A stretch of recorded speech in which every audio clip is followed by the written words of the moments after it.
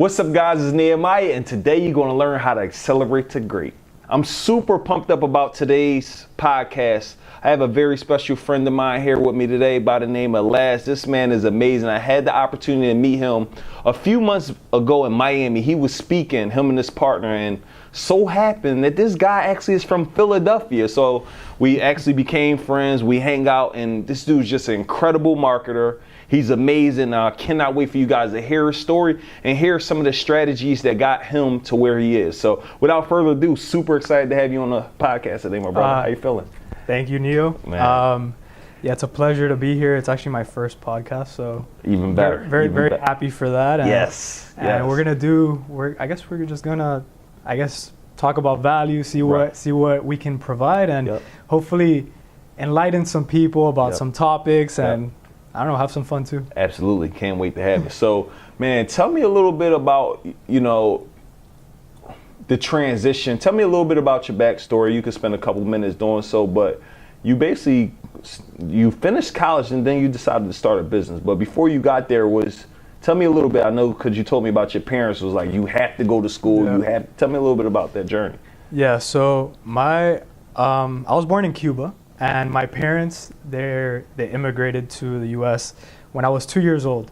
So I think it's very common for a lot of like immigrants and even people like that start off poor or whatever. It's very common. It's like you have to go to school, you have to get an education. That's the only way to make it big in life.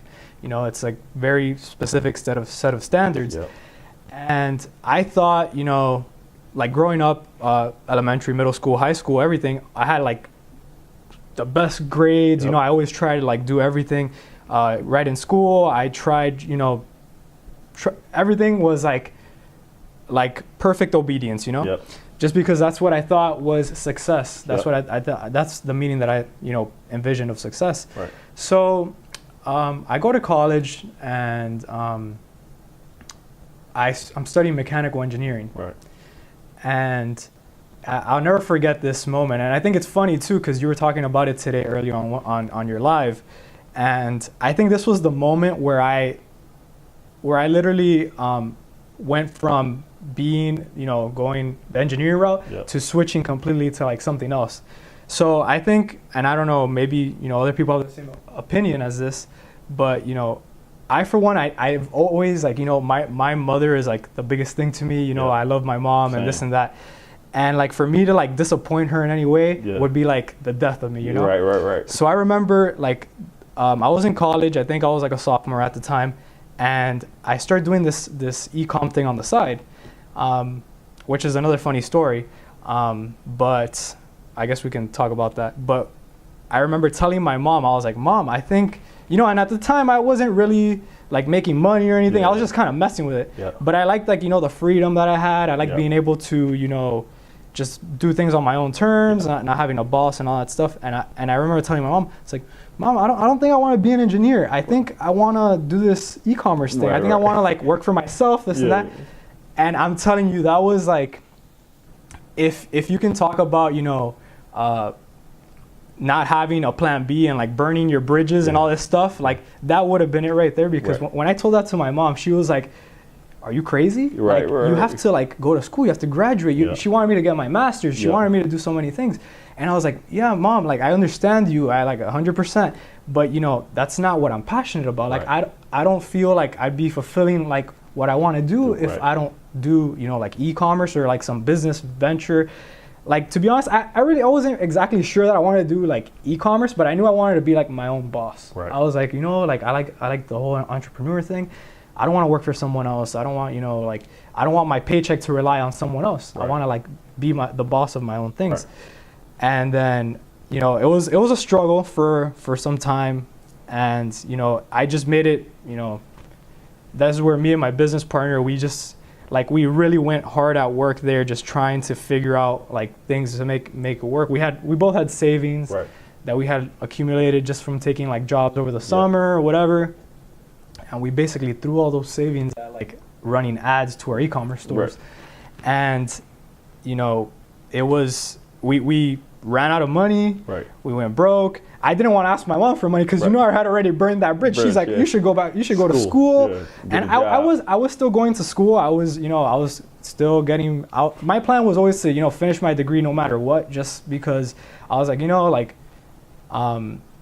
at the very least, I can make her happy, showing her that I graduated, I got a degree or whatever. Yeah. But, I always wanted to do my own thing. So my partner and I, we went through our savings, everything. We went broke. And I didn't want to ask my mom for money, so we both took up jobs. We're like, all right, we have to pay for ads somehow, so we both got jobs. And we just, every paycheck that we got was into ads. Wow. We were like ads. We started investing into programs, getting people to teach us some stuff. And then, I think once you surround yourself with the right group of individuals, that's what takes you to the next level. Yeah. So I think we invested in ourselves. We trying to absorb as much information as possible, hanging around, whether it be Facebook groups, on Instagram, following people, watching their lives, all that stuff. That's, I think, what took it to the next level. And, we just started learning little bits and pieces and started putting pieces together until, we started making some money. Yeah. How long did you guys go where you like, damn, this not working? Because you said you was dumping all this money. Did you ever get to a point where you like, man, maybe we should just quit this and go back to a job? Yeah. Did you ever get there? Yeah, many times. And I think what helped, it's just from my opinion, what helped us in that whole scenario was the fact that, we had each other back on. So, because my parents, they're supportive. They've always been supportive of me and all that stuff. But it wasn't I didn't want to bring the whole business thing to them and be like, oh, look, I'm losing money. They just wanted me to go to school, which is fine. And I think that was their ideology. But I think just having, having a business partner where we had the same goals and just being able to surround ourselves with the right people. Yeah. I remember sometimes I would get super down. I'd be like, we've spent all this money. Because I remember we would tell each other, all right, so the threshold is $1,000. If we spend $1,000 and we don't get any results, we're done with this. We're not going to spend a single dime more. Wow. And then we would get to points like that and be like, we would see other people's results. People would always be posting their results. Oh, look, check this out. And I do the same thing now because I was there at one point too. And I was like, that's kind of what motivated us. I'd be down. I'd be like, oh, I think this doesn't work. It's not going to get me anywhere. And then he'd be like, look, man, this person is showing their results. These people are getting results. So we must be doing something wrong. We just haven't figured it out yet. Yeah. But once we do, we're going to be able to, kill it. Gotcha. And then that was kind of what helped. And it was vice versa. Sometimes my business partner would feel down, and then sometimes I would feel down. Yeah. And it was just kind of this has to work. Kind of one of those pump up, it has to work. Yeah, we got to pump each other up type deals, and we can't quit. And I think that was one of the main reasons, and one of the main things that I tell everybody when they ask me, it's what, if you have any advice for me, what would you say? And I'm like, as cliche as it sounds, don't give up. Right. Because through the whole process, and even right now, I'm not saying that now everything's fine and dandy, because there's always things coming up. You're always trying to improve yourself. You're always trying to get better results, and there's always going to be obstacles in the way. And the key to making progress in life is overcoming obstacles. So if there were no obstacles, you wouldn't make any progress. So those obstacles are necessary for you to advance in life. Wow, that's good. I like that. How long would you say how long to date have you been in e-com? So we started about January. Well, no. So officially, I think we started our business officially because I think beforehand we weren't making any money. Right. So we were doing e-com, we just didn't make any money. June of 2015 is when we officially started our business. So a little bit over 3 years. Yeah. And I still think for the results you're getting now, to be able to do this in 3 years is incredible. I talk about with my friend Billy all the time. I'm like, man, I should be so much further than where I am, but I was applying the wrong practices or just doing what I thought was right. I didn't know about e-com. I just thought the only way you can make money in business is go do hard work, do service, and you were able to reach the success you had now over 3 years, but it hasn't been 3 years of success. Right. You've been pounding trying to figure out what works and what doesn't work. Right. Yeah. So I know you said you told people don't quit, but what do you tell that person who want to get those results but just not getting it? Should they keep testing? Should they just keep trying? So, like I said, with 3 years of experience, things aren't always going to be going your way. Right, and it's part of those obstacles that, you know, makes you better, makes you learn. You learn from every experience. Because to this day, I still like mess things up, and I still have to go back and learn, like where I can improve things and all that stuff. But yeah, when like I tell people all the time, look, for me, we started, and for the first 7 months, we didn't see any results whatsoever. Right. So for you to be doing this for a month, and even then, I see people who are getting some results. They're just like, oh, you know, I'm like breaking even. What's wrong? Like this and that. I'm like, if you're breaking even on month number 1, you are like way ahead of the curve. Because most people won't break even. Most people won't lose a little bit of money. Most people will just probably not even get there. Like they'll start out like for like a couple of weeks and then be like, oh, screw this. Like this doesn't work.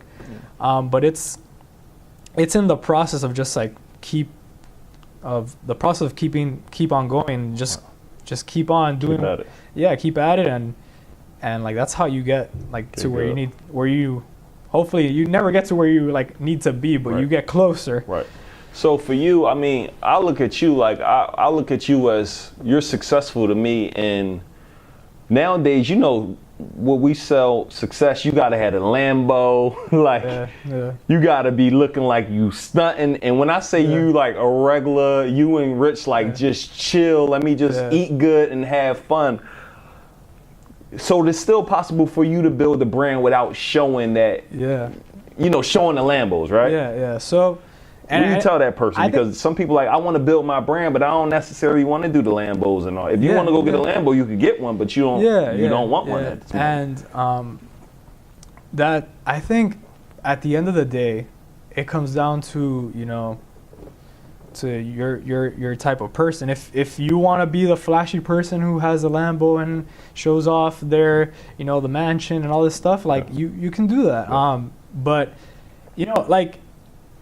There's nothing wrong with the Lambo and the mansion, guys. I just wanted to let you guys know, like, we're in the presence of someone who's actually successful, who's really getting results and not trying to look like he's getting results. Yeah, and I mean, I know people too who would go and like rent a Lambo, rent like a house on the beach, and then be like, look, it's me, I'm on this house on the beach, and like I rent this Lambo and all that stuff. And I mean, it works.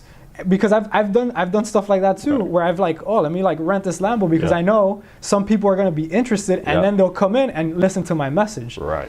Which is, you know, you have to hit all the areas, and like I'm not gonna say unfortunately, but like some like people are just drawn to like materialistic things. Like when they see like the Lambo, the house, the whatever, then they're like, oh, like I need to follow this guy because this guy's doing something right. But I mean, at the end of the day, it doesn't really. Like those are just material things. Like, you know, I can have a Lambo, but it's at the end of the day, it's a car. It's a car. Like, I mean, what's the purpose? I mean, it gets me from point A to point B. Sure, it's a little bit more fun, but whatever. I mean, and it's all these materialistic things. Like, they're nice to have, you know, but I wouldn't say that it's not like a requirement for success. And I think it tells something about like an individual too. Like. When you're not like so much like, oh, like I need to get a Lambo, I need to get a mansion, blah, blah, blah. It tells something about you, because maybe your interests are more like, you know, you just want to learn a new skill. Maybe you just want to like, you know, like share with others. Maybe, you know, you want to help other people. Like I think that's more important than having the Lambo. Gotcha. But you know, maybe that doesn't attract as many people as the Lambo does. So that's true. Yeah. So it's all, you know, it's an interesting dynamic. Yeah. So I know one of your successful months, I think y'all did like 2 million in just sales. If you was to reverse engineer it and depict how that happened, what would you tell somebody? Because that's like what someone can make in a year or 10 years of doing a business. You're able to do that in a month, and based on the skills that you taught yourself, how would you depict that? If someone like, yo, Laz, I want to model what you were able to do in a month. What would you tell somebody, or what's some of the strategies that you implemented to make that happen? Because I want to give our guests I want people to know it's possible. Like you weren't always doing those type of numbers, right? And you were able to, but it's certain strategies, certain skills, and certain strategies you probably use to help you do that. So we would share that someone else who got an e-com business, whether that's drop shipping or whatever type of e-com, what would you say to them? So I am going to answer your question, but before that, I'm going to say something that probably a lot of people wouldn't say. Like, you know, you have $2 million month in sales. Right. You know, a lot of the things happen.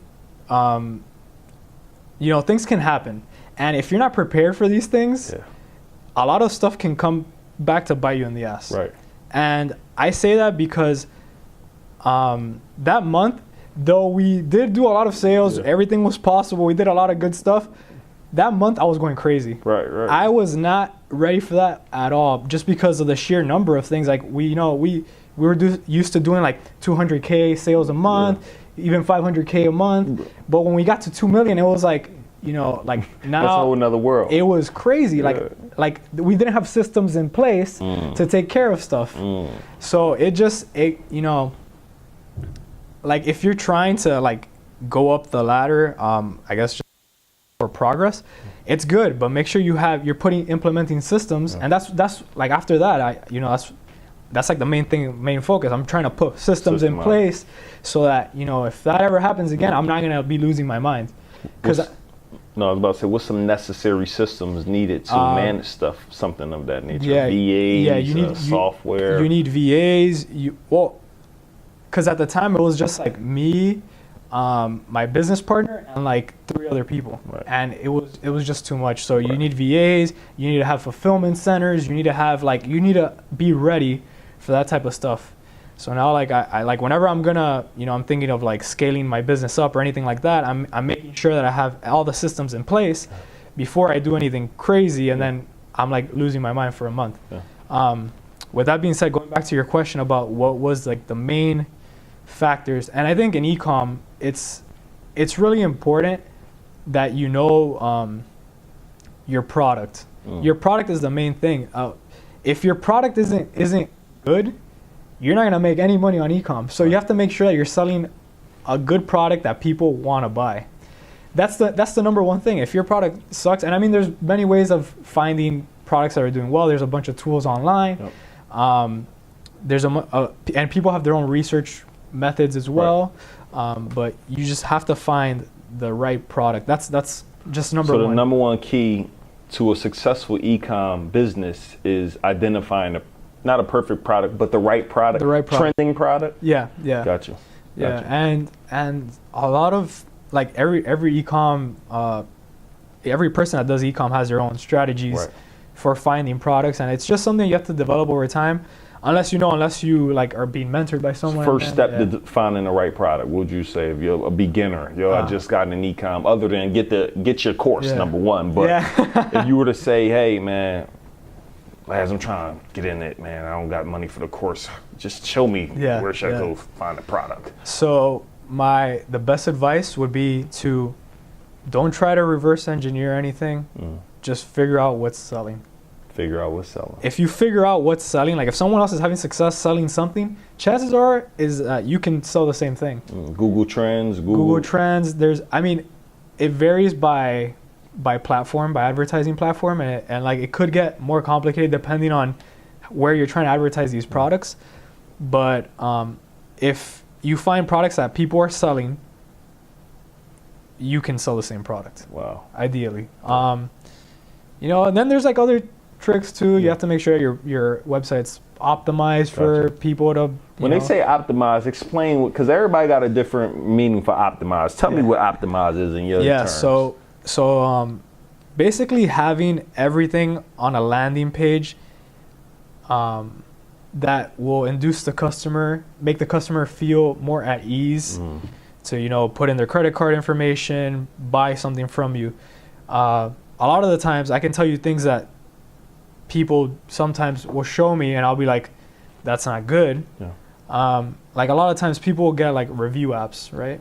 And they'll put it's just like an app that you can get for your store that shows reviews of the product on your page. And I'll go on their site and I'll click on a product, and their product has 0 reviews. Wow. So, you know, if I'm a customer and I go into your site and I look at that product and I see it has 0 reviews, why would I buy the product from you? I'll go search for the product somewhere else, see someone who has reviews, and I'll buy it from them. Right. So that's just like little things, making sure your description is like personalized to the product. A lot of people have like a cookie cutter description, and then it's like, well, you know, maybe this is just like some like person who doesn't know how to like talk, like write about a product. Right. So why would I buy from them? Maybe they, you know, like maybe they're just trying to scam me. Right. So you really need to show, it needs to show on your store that you're trustworthy. Right. And it's funny you say it, because I tell my members and people in general over, and it's like, I'm like, yo, you need testimonials. It's social proof. Like, how many times have you went out to dinner or lunch and most likely you Yelped it, you check the reviews out, you go to a hotel, you read the reviews before you go to a country, read the reviews. So what makes you think you don't need reviews? A review, all true. A review is a testimonial about the experience, whether it was good or bad. So one tip, technical thing, again, you could do from just listening, guys, go ask for reviews. The best reviews are video, but if not, get you a text message one, an email one, and put those up on your website. Let people know about the products and the services you offer and how people enjoy the experience, and that will increase your average order, I would imagine. No, reviews, it's critical because it adds like the human aspect to it, and it's like, oh, if you know other people are getting these results, if other people are you know like liking the product, if other people are whatever it might be that you sell, you know, if people see the reviews, they see that human aspect. And it's even better if it's like someone who like maybe they don't know but they know exists. Right.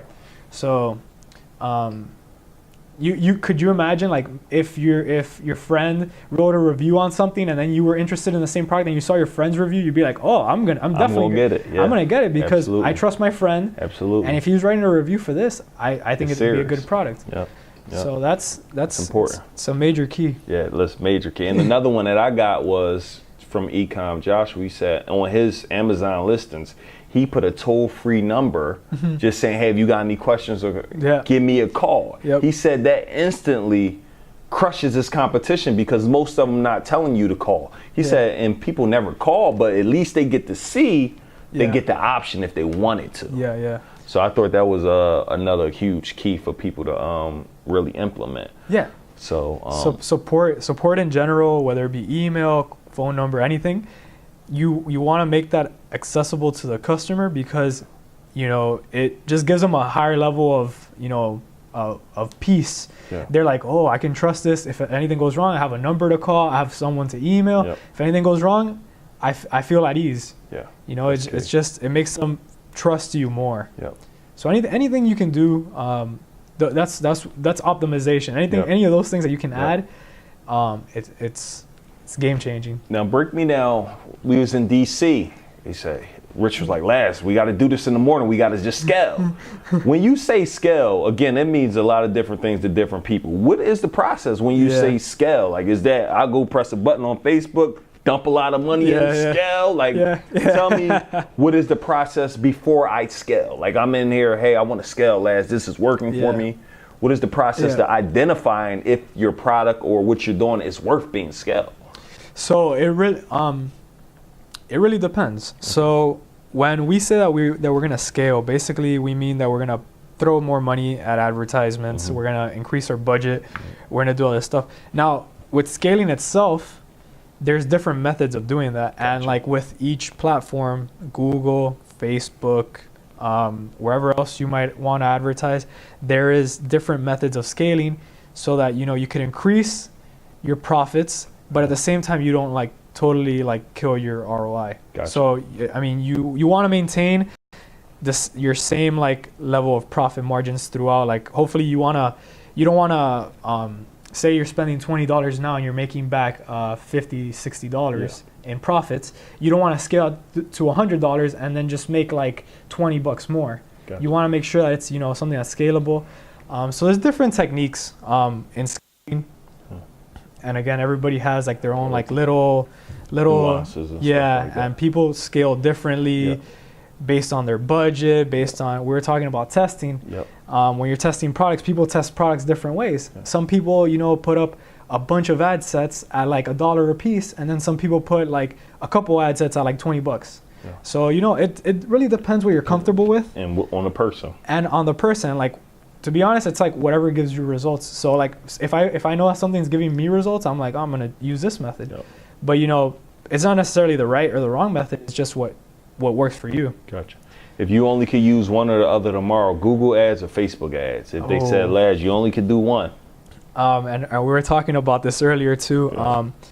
So Facebook, the support just kills me, man. Right. It kills me because, and I mean, I would still ideally, I would use both, but the support, it's, whenever something happens with an account, your account gets deactivated or something like that, it's so hard to get answers from Facebook. Right. And with Google, it's like on the whole other extreme. Like you can call a number, you can get someone on the phone. Facebook, you can only chat with them. Their service aspect crushes Facebook. Yeah, right. The service. But with that being said, they both work. They both work well when it comes down to advertising. And ideally, you want to be on both because if something ever happens to one, you have the other one to fall back on. And for a long time, we were only advertising on Facebook. And then the presentation you saw was on Google. That was at one point where Facebook, wasn't working for us, and we had to kind of improvise. And we're like, what do we do now? Because, you're always running into obstacles. Yeah. And then we ran into that Facebook obstacle. We're like, oh, Facebook isn't working. What do we do? So we jumped to Google, and now we know both. So now we're like, but with Google, it's a lot simpler when I tell people. Like I tell people it's a lot simpler. Like if I were to start off with one or the other, it would be Google hands down, just because it's so much easier. Just put up products and like test stuff on a massive scale. Like when you're testing products on Facebook, you have to make an ad copy, you have to find the right targeting, you have to do a bunch of stuff. With Google, you're basically putting up your product, and based off your title and your description, Google pulls the data and creates a campaign for you. That sounds simple. Yeah, it's super simple. And before some things sound too good to be true to me, man. Yeah. Some things I'd be like, is that it? Yeah. I mean, there is like a little like some optimization that you have to do as well. That you have to find out like the right bidding strategies and the budget and all that stuff. But when it comes down to it, it's so much more simple because there's a lot of less things you have to meet. It's just basically you always have to make sure you're finding the right products. Right. But once you find the right products, it's a matter of, with Google, it's just a matter of putting them up onto your store, having your campaign set up, and then Google is just feeding you traffic depending on whoever's searching for your stuff, as opposed to Facebook is when you have to make content for a specific product and then hope that people that you're targeting are interested in that product, which could or could not, work out for you. Guys, I hope you listening, man. It's a lot of gems being dropped in here. Maybe too many, so I'm only just going to ask a couple more questions. But I hope you guys are enjoying this episode specifically because I know I am. This is awesome. Definitely, yeah. I'm going to have to do more podcasts. Oh, we got you. I'm going to set you up with some friends. I think it'll be great. So one of the things, what would you say are some of your favorite hacks that you're currently using that are working in business? Because again, with this podcast that I want to do, I want to literally give people the game, but I'm telling them you can have a game is only useless, is only usable, it's only good if you use it basically. We be talking about strategies, and one thing I noticed, you go implement it, I go implement it, and it works or it doesn't work. A lot of people don't implement it. So if you was to share some strategies that you would want somebody to implement from listening to this, what would they be? It could be just profound guidance you receive from a mentor, just things that are working for you daily, that people could, tangible, tactical things people could do. Let me see if I can pinpoint one or something major. So there hasn't, I haven't really changed much of the strategy. I mean, some stuff changed, but it's, I mean, I guess something that I did incorporate recently that really affected my business was finding someone to do emails for me. So a lot of the times, like, email marketing it's big everywhere. Yes. You know, people use it with their own brands. They use it for big business. Everything. Everybody uses emails. Email, absolutely. And before getting this person that I'm using for emails currently, I was literally doing all the emails myself. And I was getting return on the emails, but at the same time, and this is something that happens that you don't really know unless you're like an expert in the subject, you can actually ruin your email list. Right. Because, you know, if you're sending spam, it gets to the point where you're sending them so much stuff. The deliverability sucks. Yeah, that nobody's gonna open your stuff. Everything's gonna go to spam. It sucks. So I think getting experts and not outsourcing everything, but outsourcing specific things that, you know, that there's people out there that can do it way better than you can. So outsourcing your email with an expert is a key. Yeah, I would say that because it's just tenfold so much better, and they know exactly how many things they can push. Right. They know when to pull back. They know like how to not get sent to spam. And then how do you find somebody like that? It's a good question because I like in the circle that I hang out with, a lot of people do e-com, a lot of people do the same stuff that I do. So, you know, there's a few names out there that, you know, people like gravitate towards. Gotcha. It was just through like a reference. Game changing. Reference. What you think about one of the keys that really helped change it all for me was getting my first virtual assistant. Yeah. I mean, the amount of work my VA does for me is like, I'm like, I was doing all of this work. Yeah. So I always tell people, man, I personally got mine from taskeveryday.com, guys. Reference me, Nehemiah, if you're listening. Game changer to get you a VA. It saves me a lot of time, energy, and effort. VAs. And that means virtual assistant for anyone like, oh, what does that mean? Yeah, a virtual assistant. And I mean, that's not something recent, but I mean, if I had to say one of the biggest hacks in the whole like business industry, I think VAs would be one of the biggest because it literally, before we had the VAs, we were basically doing everything on our own. Right. And now, and I mean, I didn't get to the point where I was like, you know, I just, like, we started up and we're just like, oh, let's hire VAs for everything, because that's kind of unrealistic in a sense. And like, you kind of have to know how things work because you have to teach them, you have to tell them, oh, like, this is how I like this is how. So we start off the first VA that we got was just for customer support. And it's funny, our VAs are located in the Philippines. Mine too. Yeah. So they and they're great. I couldn't be happier with them. When we first got our first one, her name is Jelly. Mm-hmm. At least I hope that's her, that like she's not lying to me this whole time. That's what I call her, at least. Right. And she was telling me like, she's doing customer support, she's answering all the emails, she's handling all the customer disputes, all that stuff. And then it, like, she kind of got to a point where it was like, oh yeah, do you need help with this? Do you need help with that? Do you need help with this? Right. Like, I have more time. I can do this. Right. I can do that.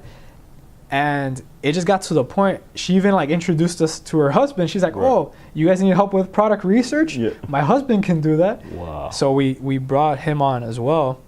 And now there are two main VAs. And then whenever we need to like hire, like if we're like scaling stuff, if we're trying to really push sales, if we need to hire people, we actually have them in charge of other VAs that they can just like hire on like a rolling basis. Yeah. But they know more about our business than we do, because they do everything. Wow. Everything. And you know, crazy. Can you imagine business without them? No. No, it's insane. And you know, and like I really like appreciate everything that they do, and it comes down, you know, we like, now we're like on a very personal level. Like, they're like, oh, look, we bought our car thanks to you guys. We bought a house, this and that. Like, and it's wild. It makes me feel good too, because you know, like, helping people and absolutely, you changing someone's life. Yeah. And they, you know, they tell you that, you know, they're so grateful for, you know, being able to work for you and all that stuff. Get a VA, people. We sharing with you a hack. Do not overlook. A lot of times people be listening on podcasts for this transformational, like, you're going to say this one thing that's just, Voila. Yeah. It's not that, guys. I haven't heard it yet for all the things I listen to. It has been a series of small things that I applied that work in my life. My man told me get a VA. I did it. It changed my life. Yeah. And I hang out with you sometimes and I'm like, man, Laz only looks as if he do what he's good at. Yeah. Like you operate in your strength. Yeah. You're not hopping on no sales calls. Yeah, You're not doing what your VA is doing. No. So I think operating in your strength is a major key, which is, allowing you to achieve a certain level of success that some people can't get. So I say to you all who are listening, what is your strength? Like, how can you find what your strength is? What comes easier to you and harder to others? Like, what do you believe your gift is? Operate in that, delegate everything else. Yeah. Find you a VA, find you an assistant, find you an intern. There's someone out here who want to work with you and help you reach those goals. Yeah. So that's one of the things I take from you. I'm like, man, this guy just operates in what he does. Yeah. I'm like, yo, bro, how's the sales cost? You got to ask my sales guy. Yeah. And I like that because that's how it is. Finding point. One of the things I take from find point members who operate in one area, let them do that, and I do what I do. Yeah. So I think that's good. And we'll end up with this. If you could share, if you was to lose it all tomorrow, what would be the first step you do? You go dead broke, flat on your face, and you got to start over. What would be the steps you would take? I think about it sometimes, like, what's the worst that can happen? Right. And at the end of the day, like, I'm like, well, you can take all the money I've made, you can take like all my investments, you can take everything, and I mean, I still know what I know. So like at the end of the day, like if everything, I can always start up a new store, and like if I have to get a job to pay ads at first, I'll get a job and pay ads at first. Like it's not a big deal. Some people are like, oh, like I'm an entrepreneur, I can't do this, I can't do that. I'm like, if you're really an entrepreneur, you'll find a way to make money, to like whatever you need to do to like set yourself up, you'll find a way. And there's always the possibilities are like endless. Like, one of my biggest takeaways on here, because a lot of times people talking about creating brand loyalty, building your personal brand. More so I hear from you, look, just create a store, run ads. So one of the biggest things I want people to take away, learn how to run Facebook ads, learn how to run Google ads, learn how to run YouTube ads, and they probably can pay you immensely if you figure out how to do it. And guys, if you want to learn how to do that, please tell them about the masterclass. So we do offer a e-com, it's the e-com profit masterclass.com, and we do offer, it's mainly is how to set up your store with Shopify, which is the platform that most of these e-commerce guys use. We set it up with Shopify, and that's what we use too. That's why we set it up. That's why we teach you that. And then we teach you how to set up your Google ads and run your Google ads. Just because, like we were just talking about, I think if you start off with Google ads, it's so like the learning curve is so much easier. Like you're not gonna spend money, and like you can literally spend very little money and get results. So like I tell people, like start off with Google, and then now we're adding more stuff to the course. We're adding Facebook, we're adding email marketing, we're adding like business aspects, like just like how to deal with like customers, how to do all that stuff, because all that stuff is important. And if you don't like make sure that it's right, it can bring your whole business down. So you want to make sure that you have everything in order. So that's dope. So let me ask you before we get out, how much was your degree, would you say? So I got a lot of scholarships. Okay. And with that being said, when I graduated, I owed $50,000. Okay, with a lot of scholarships. With a lot of scholarships. This was like me almost like getting like a full ride. So without it, maybe been about 150 to 200? It was $60K a year. 60K, 61, 21, 80, 240. I want you guys to just think about the math. 240,000 for a 4-year degree, which takes you 4 years to actually learn the information, which they say, hey, learn this in 4 years. You won't make money for 4 years. Then you're going to have to pay me back this after you graduate 4 years, almost immediately. As soon as you get out, you got to start paying me. They give you 6 months, I think. 6 months. 6 months with no interest, but then they start charging you interest. So I say all that to say, guys, for a little less than $2,000, you can learn everything that we kind of just discussed and so much more. So guys, I want you to look out for Econ Masterclass. Look out for a free webinar and a free training that you'll find below in the show notes. And we super excited. Thank you, Laz, so much for joining us today. Thank you for having me. This is great. And we're going to keep rocking, bro. Thank you so much. So, guys, that was the conclusion of our podcast / YouTube with Laz, man. Such an amazing guy. I just want to thank everyone for tuning in today. It's only going to get greater. It's only going to get better. Y'all be great. Talk to you soon.